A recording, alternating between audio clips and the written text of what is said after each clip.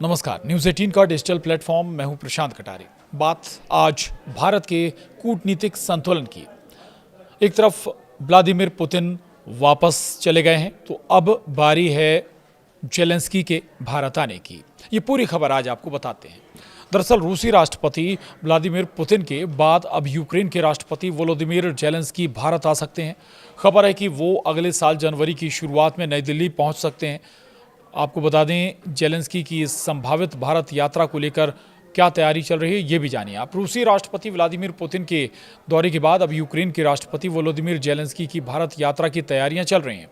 माना जा रहा है कि सब कुछ ठीक रहा तो जेलेंस्की अगले साल की शुरुआत में ही भारत आ सकते हैं। हालांकि इस यात्रा की अभी पुष्टि नहीं हुई है, लेकिन अगर ये दौरा होता है तो ये पुतिन की यात्रा के लगभग 1 महीने बाद होगा। इसके जरिए रूस यूक्रेन युद्ध को लेकर भारत की संतुलित कूटनीतिक नीति को और मजबूती मिलेगी। वहीं रूस के खिलाफ जंग खत्म करने के लिए जेलेंस्की की बाह मरोड़ रहे अमेरिकी राष्ट्रपति डोनाल्ड ट्रंप के लिए भी ये एक सबक होगा। आपको बता दें, एक रिपोर्ट में सूत्रों के हवाले से बताया गया है कि भारतीय और यूक्रेनी अधिकारियों के बीच बीते कई हफ्तों से बातचीत चल रही है। यहाँ तक कि पुतिन के भारत दौरे से पहले ही नई दिल्ली ने जेलेंस्की के कार्यालय से संपर्क साध लिया था। भारत का प्रयास दोनों देशों के साथ संवाद बनाए रखने का है, ताकि शांति की दिशा में उसकी भूमिका प्रभावी बनी रहे। जेलेंस्की की भारत यात्रा पर यूक्रेनी राजदूत ने क्या कहा था, ये भी जानिए आप। बता दें, जुलाई 2024 में प्रधानमंत्री नरेंद्र मोदी रूस की यात्रा पर गए थे और मॉस्को में पुतिन से मुलाकात की थी। इसके ठीक 1 महीने बाद अगस्त 2024 में पीएम मोदी यूक्रेन गए और जेलेंस्की से मुलाकात की। भारत यूक्रेन के बीच 1992 में राजनयिक संबंध स्थापित होने के बाद ये किसी भारतीय प्रधानमंत्री की पहली यूक्रेन यात्रा थी। उस दौरान जारी संयुक्त बयान में दोनों नेताओं ने भविष्य में द्विपक्षीय संबंधों को व्यापक साझेदारी से आगे बढ़ाकर रणनीतिक साझेदारी तक ले जाने में आपसी रुचि भी जताई थी।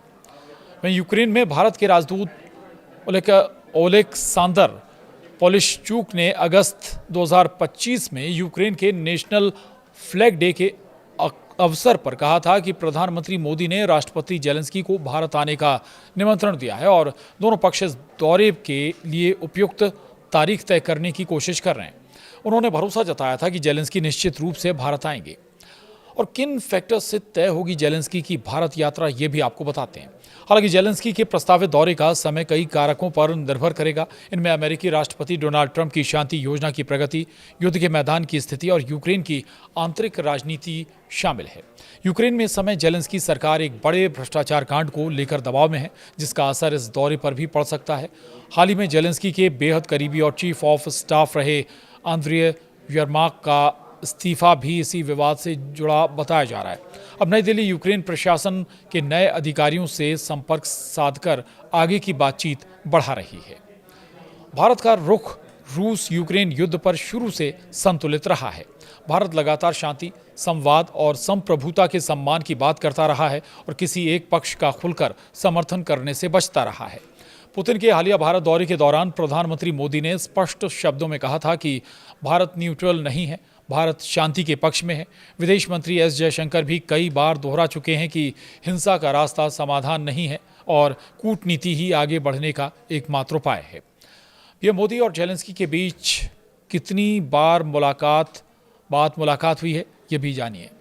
रूस यूक्रेन युद्ध शुरू होने के बाद से प्रधानमंत्री मोदी और राष्ट्रपति जेलेंस्की के बीच अब तक कम से कम 8 बार फोन पर बातचीत हो चुकी है और दोनों नेता 4 बार आमने सामने मुलाकात कर चुके हैं।